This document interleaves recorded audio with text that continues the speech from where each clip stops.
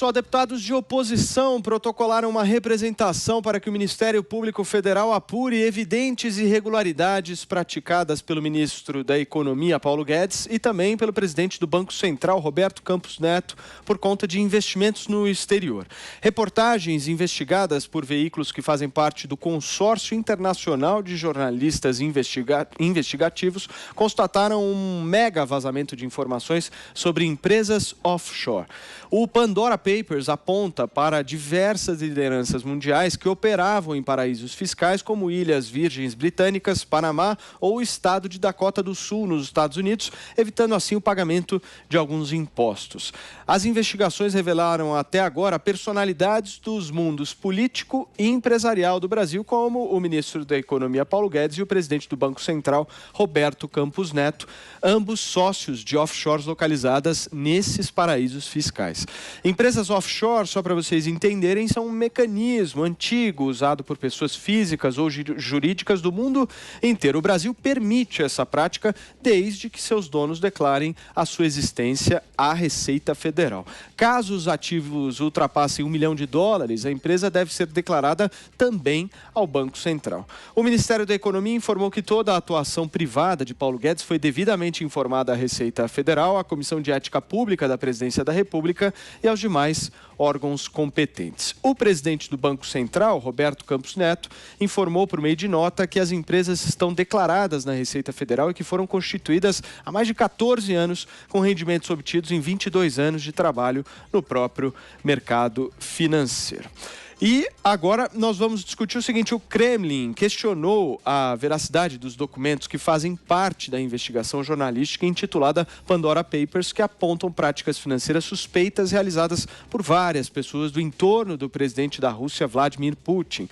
O chefe de Estado russo não aparece nos arquivos revelados, mas vários de seus associados mais próximos foram nomeados, incluindo o seu melhor amigo de infância, que já faleceu e que era apontado por críticos como a carteira da fortuna de Putin, e uma mulher com quem ele supostamente teve um caso amoroso. É pauta da gente discutir aqui no nosso 3 em 1 com os nossos comentaristas. Eu não vou para os Estados Unidos hoje. Hoje eu vou para o Rio de Janeiro, conversar com o carioca aqui da bancada. Fala, Consta. Boa tarde para você. O cenário hoje está diferente, mas eu quero saber justamente de você isso. O ministro da Economia, Paulo Guedes, e o Roberto Campos Neto aí reiteraram o que a apuração preliminar contou para nós, né? Que eles possuem as offshores no exterior. Eu quero saber de você, Consta, existe alguma ilegalidade nisso por eles serem chefes de Estado? Boa tarde, Paulo. Boa tarde a todos. Então, vamos lá, né? Primeira coisa, aceitando a veracidade desses dados todos, que o Putin, por exemplo, coloca em dúvida, né? Nós temos essa primeira questão. E daí? É muito barulho por nada, né? É a coisa mais comum do mundo e, felizmente, o Brasil é um país que tem essa liberdade, né, para indivíduos e pessoas jurídicas abrirem empresas offshores em paraísos fiscais. Por que se faz isso? Por vários motivos, obviamente, porque esses lugares são atraentes justamente porque oferecem benefícios, como impostos menores. Se for legal, se tiver tudo declarado, acabou o assunto encerrado. E aí a gente está vendo a demagogia, o populismo, inclusive alimentando-se de uma certa ignorância geral acerca do que é uma offshore, para falar que isso em si já é um crime, né? Veja que já tem aí solistas como Marcelo Freixo chamando o ministro Paulo Guedes de criminoso. Né? Tudo muito invertido no Brasil. Não há nenhum crime nisso, também não há conflito de interesses. Eles têm isso há muitos anos, é muito comum. Vamos lembrar aqui para os nossos ouvintes e telespectadores que o Brasil é um país hostil aos investidores. Desde a redemocratização, nós tivemos inúmeros planos. Plano Verão, Plano Bresser, Plano Sarney e por aí vai, Plano Cruzado, né? Que levou a lágrimas aí esses economistas da Unicamp, desenvolvimentistas como Maria Conceição Tavares. Então, cada plano desses é um calafrio em qualquer investidor. O Brasil não tem segurança jurídica. Então, é normal que pessoas que conseguiram amealhar algum tipo de patrimônio, de dinheiro, de recursos, né, nesse ambiente, queiram se proteger. Então, é absolutamente do jogo, não tem nenhum escândalo nisso. Pelo contrário, a verdadeira notícia, na minha opinião, é a seguinte: caramba, esse ministro é mesmo um herói. Ele podia estar em qualquer lugar do mundo, né? Tem dinheiro para ficar em Mônaco curtindo a vida, e ele está se dedicando, dando sua cota de sacrifício para tentar fazer o que ele considera melhor e que, felizmente, na ótica de muitos economistas sérios, é o pano de fundo, o mapa de voo mais adequado, que são reformas liberais, para o Brasil. E está aí aturando isso, né? Está aturando o filho de Dirceu, provocando ele quando ele vai no Congresso, mídia que quer atingir o presidente Bolsonaro e mira nele como alvo, e por aí vai. Então tem muita narrativa nessa história e pouquíssimo conteúdo. É tudo espuma, não tem absolutamente nada de errado em alguém ter uma conta, uma offshore, uma empresa aberta num paraíso fiscal. É do jogo, todo mundo faz. A pergunta que nós temos que fazer verdadeira é: origem de recursos, né? Ele, a gente sabe que tem. Ele foi um dos fundadores do Banco Pactual, que foi um sucesso, um case de sucesso, e foi vendido depois para o UBS. Ele também era sócio do IBMEC, que é um case de sucesso no setor de educação. A dúvida que a gente tem é: tem mais gente com conta e offshore em paraíso fiscal? Por exemplo, figuras públicas que são do meio político há décadas? Ah, esses sim é que não podem, né? Porque não tem origem adequada. É aí que mora o problema. Muito bem, Constantino, deixa eu passar a palavra agora para o nosso Fábio Piperno, que já está conectado aqui conosco. Fala, Piperno, boa tarde para você. Eu quero saber de você o seguinte: há conflitos de interesses aí nessa história? Porque o ministro Paulo Guedes e o presidente do Banco Central, eles fazem a política econômica e lidam com a alta ou com a diminuição do dólar. E, no caso, o patrimônio deles nessas offshores está em dólar. Há conflito de interesses ou não? Boa tarde, Paulo. Bom, hoje, por exemplo, ele ficou 1,4% mais rico, né? Aliás, fez com que hoje a economia do Brasil fez com que esse investimento dele lá fora se tornasse, então, 1,4% mais valioso se convertido em reais. Não há nada de ilegal do que o ministro fez e na empresa que o ministro mantém fora do país. Está na lei do Brasil, isso é permitido desde que se declare, e até onde eu sei, tanto o ministro quanto o presidente do Banco Central, Roberto Campos, não fizeram nada de ilegal. Nada disso foi feito às escuras.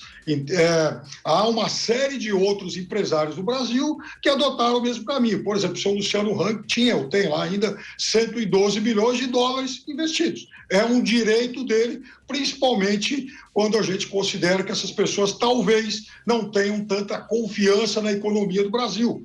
Caso, eu imagino, até mesmo do ministro Paulo Guedes e do presidente do Banco Central, Roberto Campos, que aí eles vão, então, buscar um pouso mais seguro aí para os seus recursos. A questão é que se isso não confronta a lei de conflito de interesse, que é uma lei que toda autoridade composta no governo tem que seguir.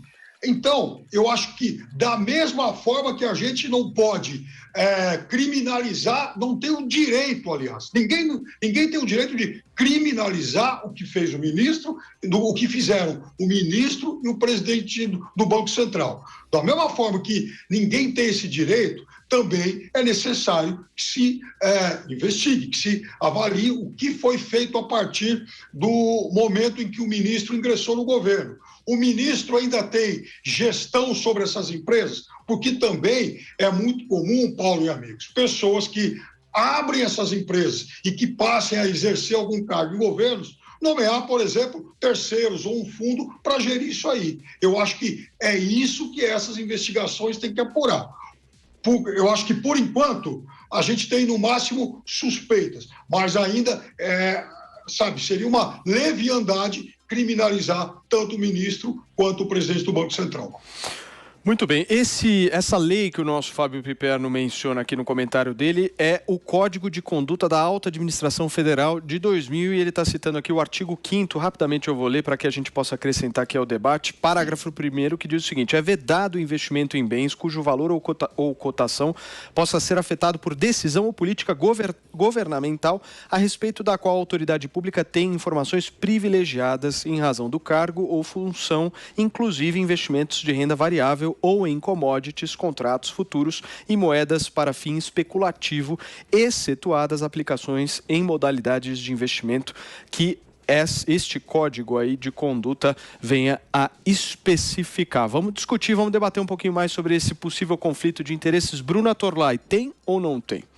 Na verdade, hoje, quando eu li essas notícias pela manhã, eu tentei ficar surpresa, mas o que eu senti foi um profundo tédio, porque justamente a narrativa, Paulo, é a seguinte: é fazer com que as pessoas sejam levadas a pensar que o Paulo Guedes toma as medidas que toma com relação à economia do Brasil para enriquecer. E é muito engraçado porque é um raciocínio tão esquerdista, mas tão comunista, que eu falei, caramba, como é entediante essa articulação entre as lideranças políticas de esquerda e a imprensa velha. Porque você viu uma série de meios de comunicação que se auto-intitulam respeitáveis, explorando isso como se fosse um escândalo. Aí você vai ler a matéria, você vê que é só no título escândalo, porque não tem como justificar que é um escândalo, como Constantino falou, o próprio Fábio Piperno disse, não é legal, né? O próprio Paulo Guedes, 10 dias antes de assumir o posto, entregou toda a documentação. Teve um conselho, foi arquivado, quer dizer, isso já é assunto morto.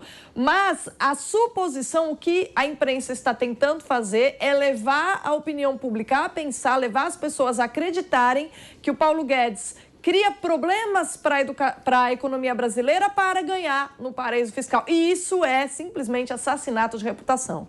Porque isso é você jogar para a lama a imagem daquele que é chamado de posto Ipiranga. E não só o Paulo Guedes, como o próprio Roberto Campos Neto, né? Então, ambos são as duas figuras centrais da parte econômica do governo Bolsonaro, no momento em que tudo que o Bolsonaro precisa para ter chances reais nas eleições do ano que vem, chances sólidas, é a economia reagir, de repente, a apelação gratuita é atacar as figuras que têm condições de ajudar com que a economia brasileira engrene. Essas duas pessoas vão para o paredão da esquerda, para o paredão da imprensa velha, que se articula com a esquerda o tempo todo, com as lideranças de esquerda. E aí a gente teve até o Fernando Haddad naquela coisa sobre a qual a gente nem falou hoje, de tão irrelevante que foi a manifestaçãozinha de sábado, né?